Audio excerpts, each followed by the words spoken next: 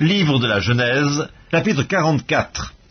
Joseph donna cet ordre à l'intendant de sa maison. Remplis de vivres les sacs de ces gens, autant qu'ils en pourront porter, et mets l'argent de chacun à l'entrée de son sac. Tu mettras aussi ma coupe, la coupe d'argent, à l'entrée du sac du plus jeune, avec l'argent de son blé.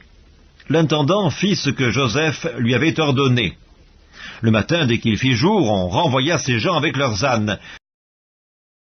Ils étaient sortis de la ville et ils n'en étaient guère éloignés, lorsque Joseph dit à son intendant, « Lève-toi, poursuis ces gens, et quand tu les auras atteints, tu leur diras, « Pourquoi avez-vous rendu le mal pour le bien ?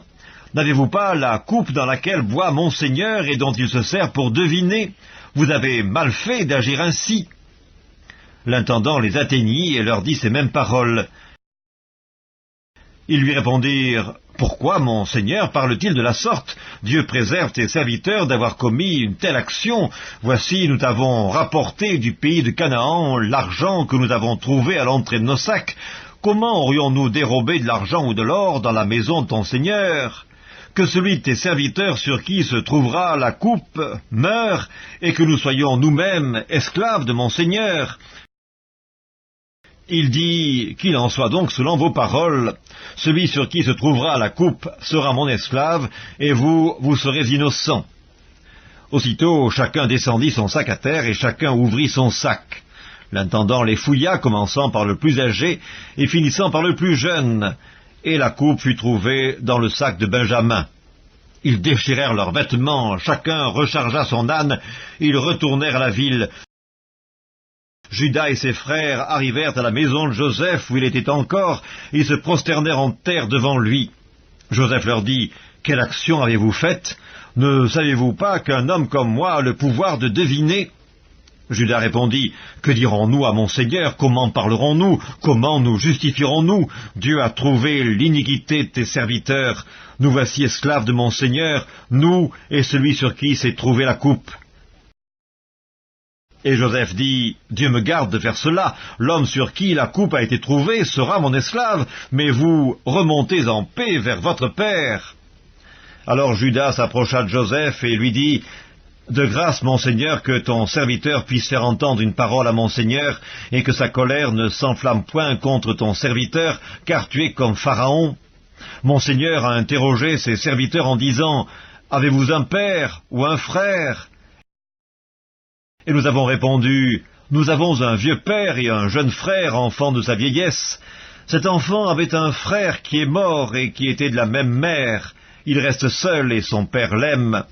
Tu as dit à tes serviteurs, « Faites-le descendre vers moi et que je le voie de mes propres yeux. » Nous avons répondu à mon Seigneur, « L'enfant ne peut pas quitter son père. S'il le quitte, son père mourra. » Tu as dit à tes serviteurs, « Si votre jeune frère ne descend pas avec vous, vous ne reverrez pas ma face. » Lorsque nous sommes remontés auprès de ton serviteur, mon père, nous lui avons rapporté les paroles de mon Seigneur. Notre père a dit, « Retournez, achetez-nous un peu de vivres. » Nous avons répondu, « Nous ne pouvons pas descendre, mais si notre jeune frère est avec nous, nous descendrons, car nous ne pouvons pas voir la face de cet homme, à moins que notre jeune frère ne soit avec nous. » Ton serviteur, notre père, nous a dit, « Vous savez que ma femme m'a enfanté 2 fils. L'un étant sorti de chez moi, je pense qu'il a été sans doute déchiré, car je ne l'ai pas revu jusqu'à présent. Si vous me prenez encore celui-ci et qu'il lui arrive un malheur, vous ferez descendre mes cheveux blancs avec douleur dans le séjour des morts. Maintenant, si je retourne auprès de ton serviteur, mon père, sans avoir avec nous l'enfant à l'âme duquel son âme est attachée, il mourra, en voyant que l'enfant n'y est pas. Et tes serviteurs feront descendre avec douleur dans le séjour des morts les cheveux blancs de ton serviteur, notre père. Car ton serviteur a répondu pour l'enfant en disant à mon père, « Si je ne le ramène pas auprès de toi, je serai pour toujours coupable envers mon père. Permets donc, je te prie, à ton serviteur de rester à la place de l'enfant comme esclave de mon Seigneur, et que l'enfant remonte avec ses frères. Comment pourrais-je remonter vers mon père si l'enfant n'est pas avec moi? Ah, que je ne vois point l'affliction de mon père !»